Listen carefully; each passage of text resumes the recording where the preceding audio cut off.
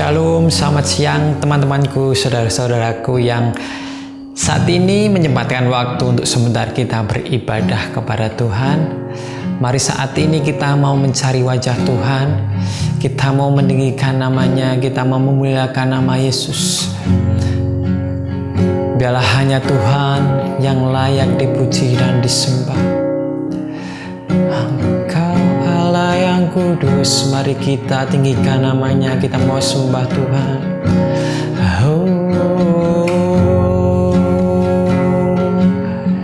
Yesus,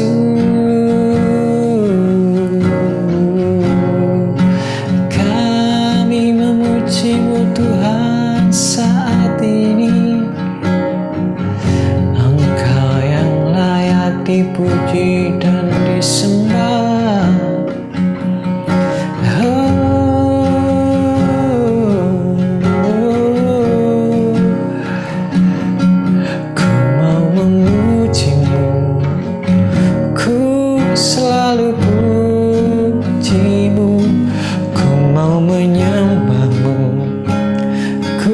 Selalu sembahmu,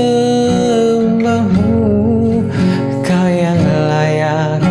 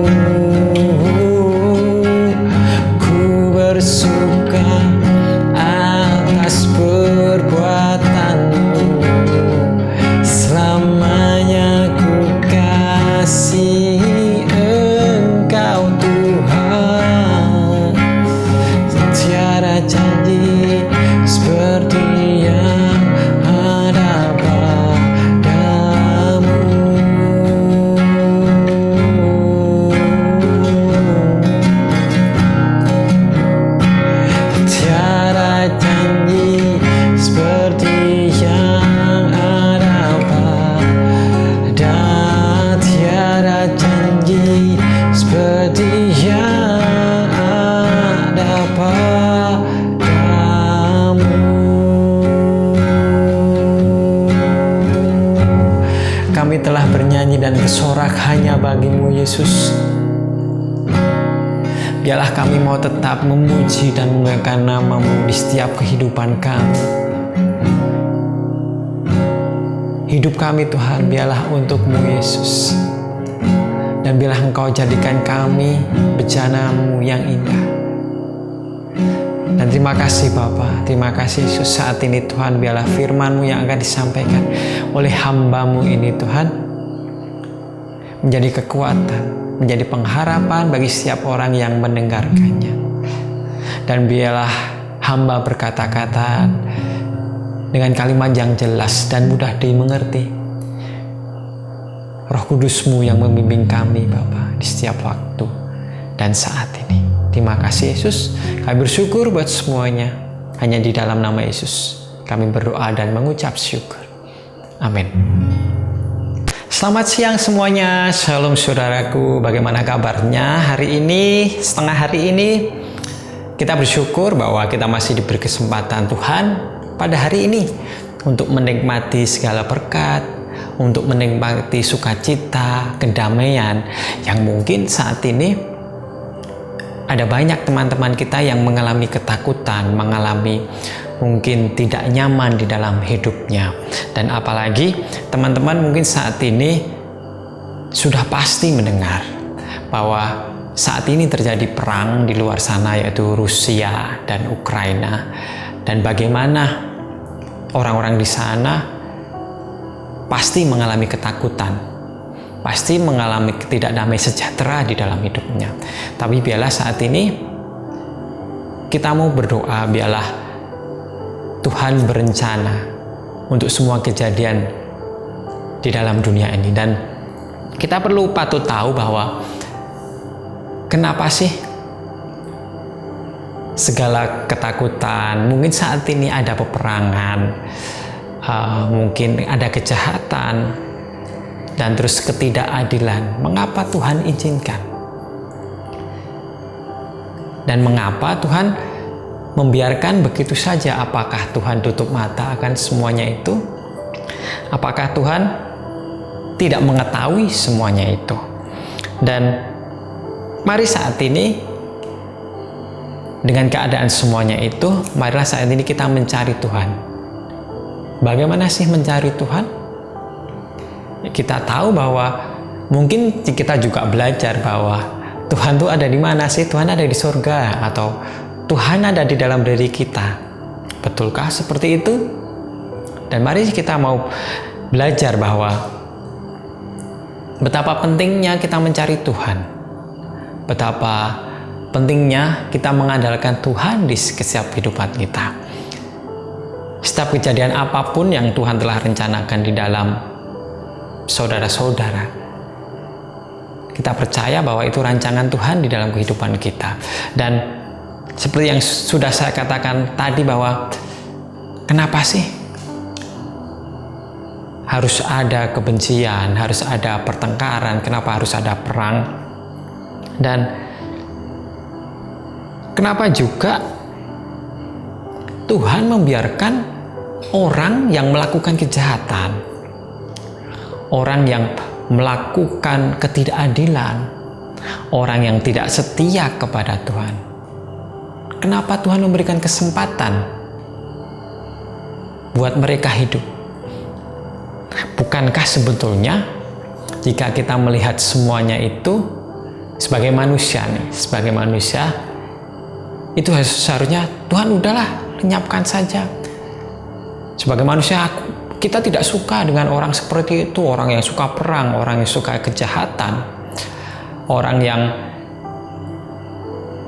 tidak setia kepada Tuhan, orang yang tidak adil. Kita tidak suka orang seperti itu Tuhan. Kenapa Engkau tidak lenyapkan saja? Nah, dan mengapa Allah menunda pertolongan semua itu? Mungkin sangat bisa sekali, sangat mudah sekali. Allah langsung melenyapkan orang tersebut yang melakukan kejahatan. Dan kenapa Tuhan tidak langsung turun tangan? menolong orang yang terkena kejahatan, terkena ketidakadilan, atau terkena musibah, kenapa Tuhan tidak langsung turun tangan begitu aja? Apa mungkin Tuhan melakukan seperti mungkin kita yang sekolah dulu melakukan, ada yang namanya peloncoan. Peloncoan itu seperti kita kalau pramuka, kita mau naik tingkat, naik itu pasti ada peloncoan atau OSIS, atau pertama kali kita masuk ke SMA, SMP atau kuliah, ada yang nama peloncoan. Kita harus melakukan bawa barang yang ditentukan oleh senior kita, ataupun kita harus melewati kali merangka-rangka dengan susah payah, atau kita harus melakukan suatu hal yang berat supaya kita bisa masuk atau kita bisa naik tingkat di dalam keorganisasian. Nah, peloncoan seperti itu. Apakah Tuhan seperti itu? Ataupun di dalam pemerintahan kita akan melakukan mungkin pengecekan di dalam tanah, ataupun kita mau mengajukan sesuatu kepada pemerintahan karena terkait birokrasi yang sangat susah, dan akhirnya kita menyerah karena birokrasinya susah, harus kemana, atau kita mengurus tanah sengketa, atau seharusnya tanah itu milik kita dan kita mau ngurus tidak bisa karena terkendala birokrasi. Apakah Tuhan seperti itu? Melakukan kesusahan di dalam kehidupan kita, melakukan peloncoan supaya kita naik tingkat.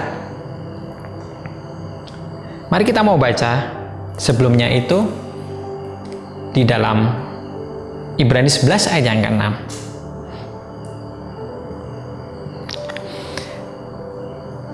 Ibrani 11 ayat yang ke-6.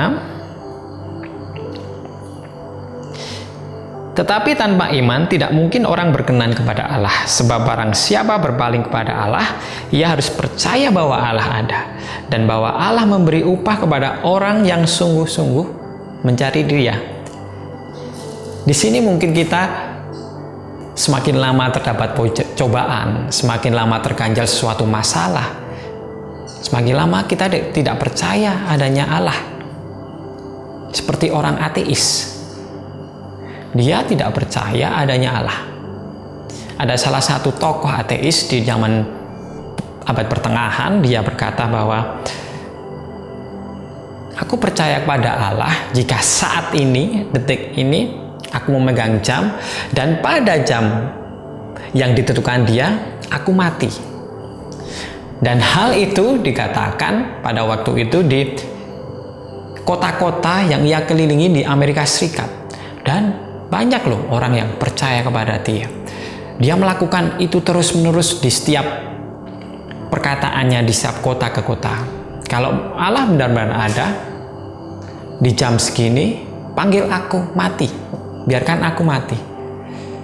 Dan Allah memang biarkan, tidak mengabulkannya, tidak mengabulkan permintaan tersebut. Nah, seperti halnya kita juga, bahwa kita harus percaya bahwa barang siapa berpaling pada Allah, ia harus percaya bahwa Allah itu ada, dan bahwa Allah memberi upah kepada orang yang sungguh-sungguh mencari Dia. Nah, saat ini kita tahu bahwa bagaimana sih mencari Allah? Kita cari Allah itu di mana? Allah itu kecil sekali, tidak kelihatan. Sampai apakah kita harus mencarinya? Dan seperti saya bilang tadi, kita tidak percaya kepada Allah, tumbuh ketidakpercayaan kepada Allah karena ketidakadilan. Banyak orang yang melakukan kejahatan tapi dibiarkan saja. Banyak orang yang minta tolong tapi tidak ditolong oleh Tuhan. Maka dari itu kita harus belajar bahwa sebenarnya jika kita bisa mengetahui rencana Allah, atau kita bisa menilik firman Tuhan, kita bisa membaca firman Tuhan, merenungkan firman Tuhan, sebetulnya Allah itu ada dan selalu melihat kita. Kita bisa mengetahui atau kita bisa mengambil contoh bahwa yang benar-benar mencari Dia dan ketemu dengan Dia, ataupun dengan langsung muka dengan muka, ataupun mendengar suaranya, seperti Hagar yang waktu itu diusir oleh Abraham dan dia ditolong oleh Allah. Dan ada juga Yakub. Mungkin teman-teman pernah tahu cerita tentang Yakub, waktu Yakub bertemu muka dengan muka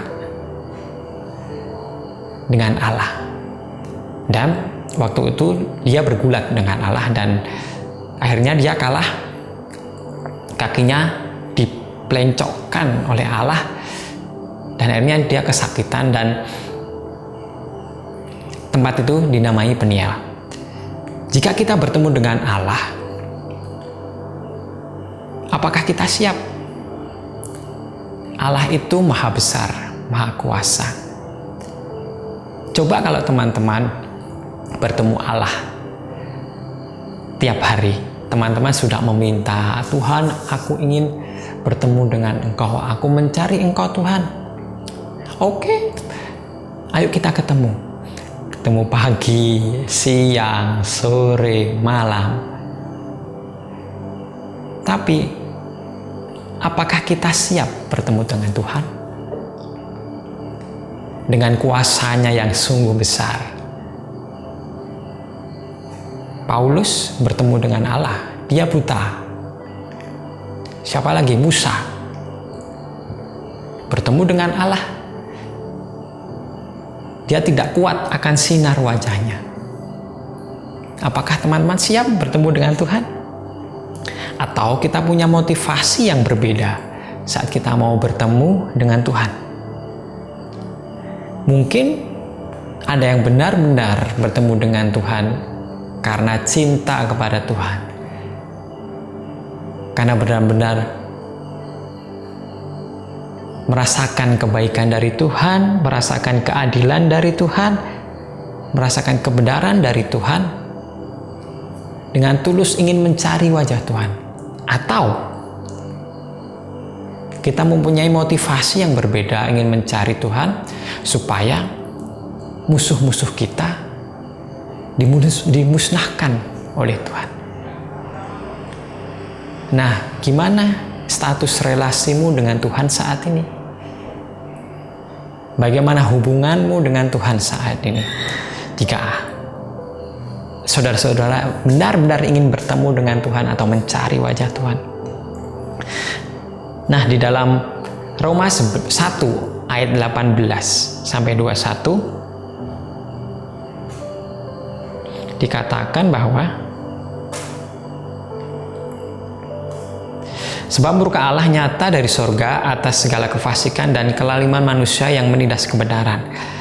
Karena apa yang dapat mereka ketahui tentang Allah nyata bagi mereka, sebab Allah telah menyatakan kepada mereka.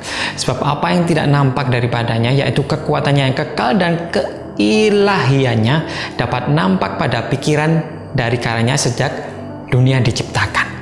Sehingga mereka tidak dapat berdalih, sebab sekalipun mereka mengenal Allah, mereka tidak memuliakan Dia sebagai Allah atau mengucap syukur kepadanya. Sebaliknya, pikiran mereka menjadi sia-sia dan hati mereka yang bodoh menjadi gelap. Sebab sekalipun mereka mengenal Allah, mereka tidak memuliakan Dia sebagai Allah atau mengucap syukur kepadanya. Nah, kita bisa tahu bahwa jika kita mencari Allah, kita mengenal Allah, motivasi apa yang kita harapkan supaya Allah bisa bertemu dengan kita, yang seperti saya katakan tadi. Memang dengan kecintaan kita kepada Tuhan, kebaikan Tuhan yang telah ada di dalam kehidupan kita, atau supaya menghancurkan atau melenyapkan musuh-musuh kita. Kita harus bisa mengkoreksi diri kita, kita harus bisa mengintrospeksi diri kita. Apakah kita siap untuk bertemu dengan Tuhan? Yang terakhir, bahwa Allah itu akan selalu ada buat kita. Sebelum kita dijadikan, sebelum kita lahir, Allah sudah ada. Dan Allah melihat kita. Karena Allah yang menciptakan segalanya. Dia adalah Alfa dan Omega. Dia adalah awal dan akhir.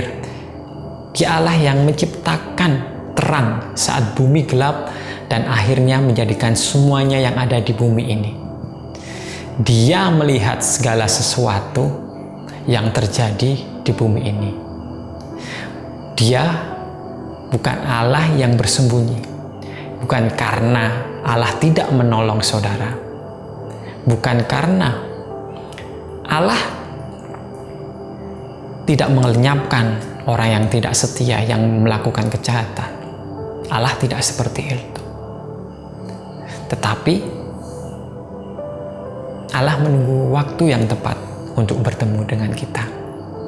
Pada hari penghakiman, kita akan bertemu dengan Tuhan. Tapi yang dimaksud bukan seperti itu.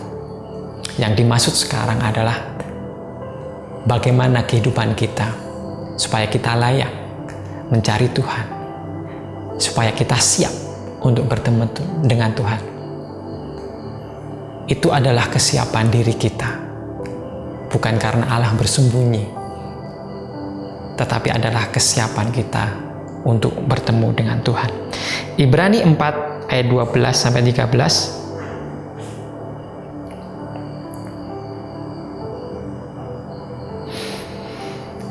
Ibrani 4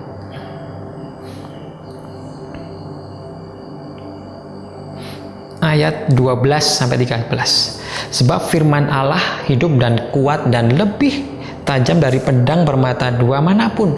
Ia menusuk amat dalam sampai memisahkan jiwa dan roh, sendi-sendi dan sumsum. Ia sanggup membedakan pertimbangan dan pikiran hati kita. Dan tidak ada satupun yang tersembunyi di hadapannya.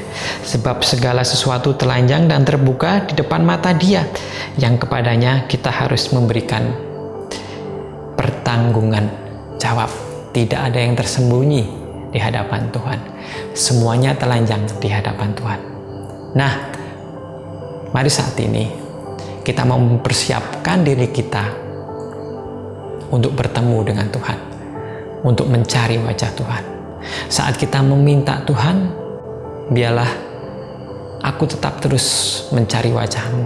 Tetapi kita juga harus menyiapkan saat kita benar bertemu dengan Tuhan, mencari wajah Tuhan dan kita bertemu, kita sudah siap.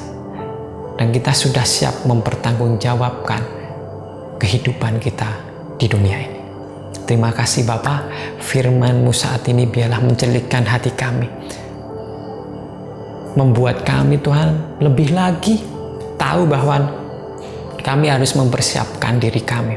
Bukan karena Engkau bersembunyi, bukan karena Engkau tidak menolong, bukan karena Engkau tidak melenyapkan orang yang jahat, tetapi Engkau menunggu waktu yang tepat supaya kami mempersiapkan terlebih dahulu saat kami bertemu dengan Engkau. Dan terima kasih Bapa, kami percaya firman-Mu menjadi kekuatan bagi kami. Dan biarlah siang hari ini saat kami mendengar firman-Mu dan saat kami berjalan Tuhan, Roh Kudus-Mu tetap bersama kami. Dan kami percaya penyertaan-Mu indah di dalam kehidupan kami. Terima kasih Bapa, terima kasih Yesus. Biarlah kami menyerahkan kehidupan kami dalam tangan-Mu dan rencana-Mu yang terjadi di dalam kehidupan kami. Dan kami berterima kasih buat semuanya Tuhan, hanya di dalam nama Yesus, Juru Selamat dan Penebus kami. Amin. Shalom dan terima kasih yang sudah mendengarkan firman pada siang hari ini. Dan biarlah apabila ibadah pada hari ini berguna dan memberi kekuatan buat saudara-saudara, share ke teman saudara, share ke saudara-saudara sekalian, biar menjadi kekuatan juga untuk mereka yang mendengarkan dan melihat. Terima kasih, Tuhan Yesus memberkati.